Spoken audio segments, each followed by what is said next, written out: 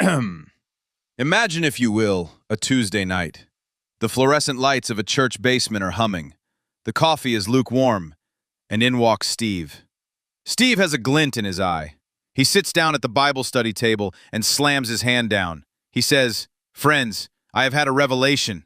I have been reading the epistles of St. Paul, and I have discovered the truth. St. Paul wants me to buy a jet ski with the church offering money. It's right there in the text." Naturally, the group is skeptical. "Show us," they say.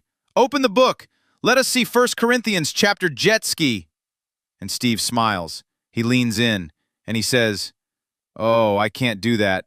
You see, I burned the letters." "I burned them," Steve says. "But don't worry, I have an amazing memory, and I can assure you with total authority that Paul was very specific about the horsepower requirements. So, if you'll just hand over the cash box, I'll be on my way." Now, in a theology class, we call this heresy, but in the real world, we call this Tuesday. You see, the Steve maneuver isn't just about religion.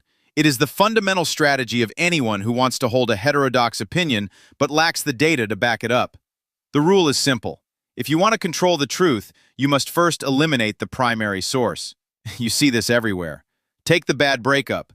We've all met the guy who says, "My ex was crazy, just totally unhinged. She sent me hundreds of threatening texts. She was obsessed."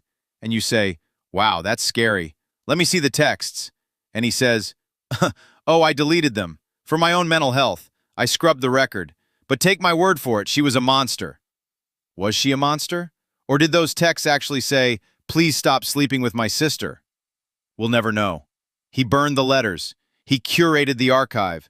He is now the sole historian of a war where he executed all the other witnesses. Or how about the corporate exit interview? Employee writes a letter. Let's call him Joe.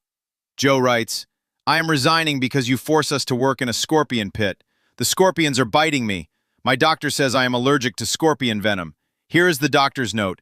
Here is the scorpion venom in my veins." He hands this letter to Human Resources. 2 weeks later, the unemployment office calls HR. "Hey, why did Joe leave?" And HR, channeling their inner Steve, says, "Oh, Joe? He left because of job dissatisfaction.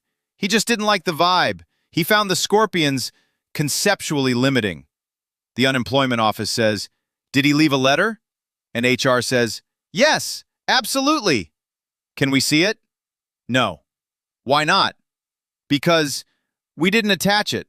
We checked the box that said it exists, but we decided not to upload it. But trust us, it definitely doesn't mention scorpions. It mentions ennui. This is the power move. It is the ultimate gaslight. If you destroy the map, you get to tell everyone where north is. If you hide the budget, you get to tell the shareholders you're profitable. If you burn Paul's letters, you get to turn an apostle into a jet ski salesman. The audacity of it is almost impressive. It requires you to look a room full of people in the eye and say, "I respect the authority of this document so much that I have hidden it in a vault where you can never double-check me." It is the logic of the tyrant, the bad boyfriend, and the shady middle manager. So the next time someone tells you, "The evidence totally supports me, but you can't see it," remember Steve. And remember this, you don't get to claim the authority of the text while holding the match that burned it. Anyway, I'd love to stay and chat, but I have a letter from the governor saying I'm legally allowed to take your wallet. No, I don't have the letter with me. I left it at home. But trust me, it's very persuasive.